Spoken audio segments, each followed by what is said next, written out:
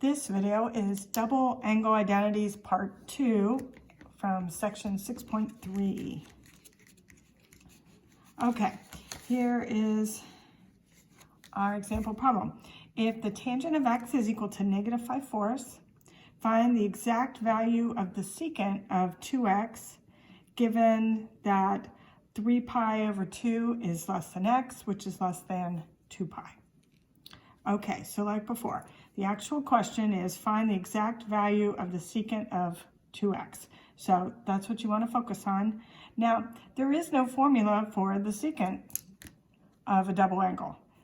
So you'll need to remember that the secant of any angle is equal to the cosine of that angle, the reciprocal of the cosine of that angle. So we will know that the secant of 2x is equal to the reciprocal, or 1 divided by the cosine of 2x. And we have a formula, actually we have 3 formulas for the cosine of a double angle. Here are the 3 formulas. All right, the cosine of a double angle is equal to the cosine of the angle squared minus the sine of the angle squared, or these other 2 variations. Now, for this problem, we could use any of them, though I have chosen to use the middle one, right? Because it only involves cosine. So,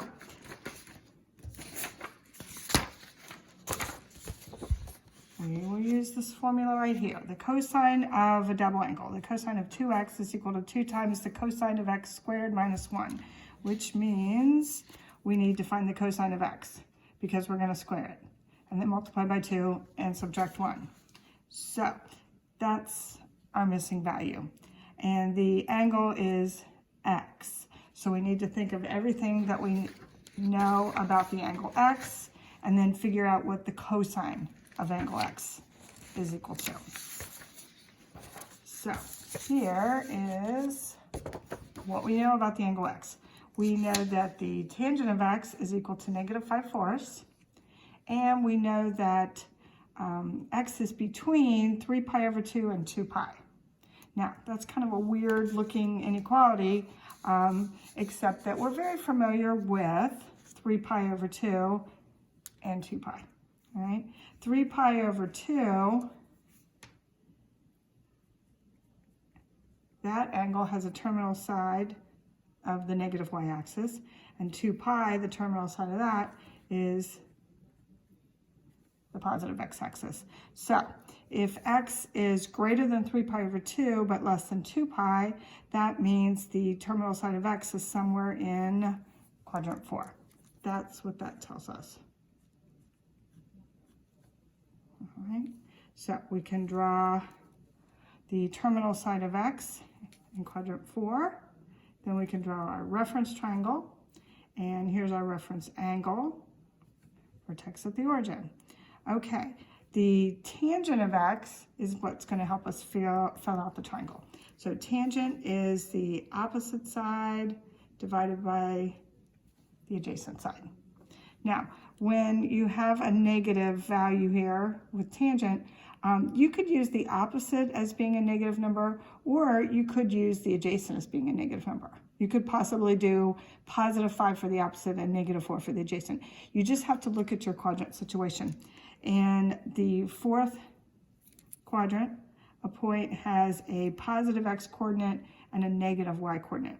So on the triangle, the adjacent side goes with the x, and that would be positive. The opposite side, which goes with the y, would be negative. So we will use -5 for our opposite and +4 for our adjacent. And then we need to know the hypotenuse. All right, and you can really use any variable that you like. Oftentimes we use r, and so we can figure this out using the Pythagorean theorem. We know that 4 squared plus -5 squared would equal r squared. 4 squared plus -5 squared is equal to r squared, which means 16 plus 25 is equal to r squared, and then 41 is equal to r squared. So that means that r potentially could be positive or negative square root of 41. Okay. Now, r is the hypotenuse, and the hypotenuse will always be positive. So in this case, we're going to say r is equal to the square root of 41. Okay. All right.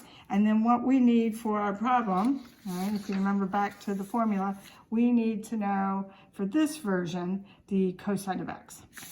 So using the triangle, we can then figure out that the cosine of x,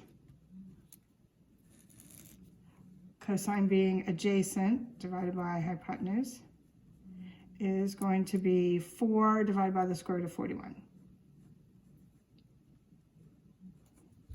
Okay. Now, I'm going to leave it in this form, which is not simplified, because I'm not done yet. I'm going to take this and put it in here, and I'm going to be squaring it.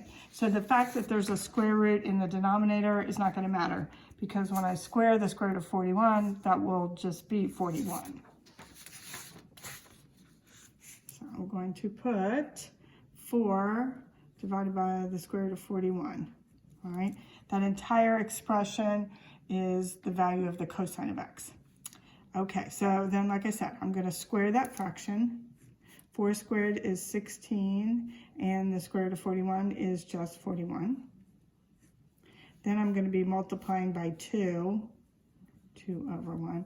Then I'll be subtracting 1. Okay, so 2 times 16 is 32. 1 times 41 is 41. Minus 1 whole, I can multiply that by 41 over 41. So I'm subtracting 41 over 41. So 32 minus 41 is equal to negative 9. And then the common denominator is 41. And there is the answer.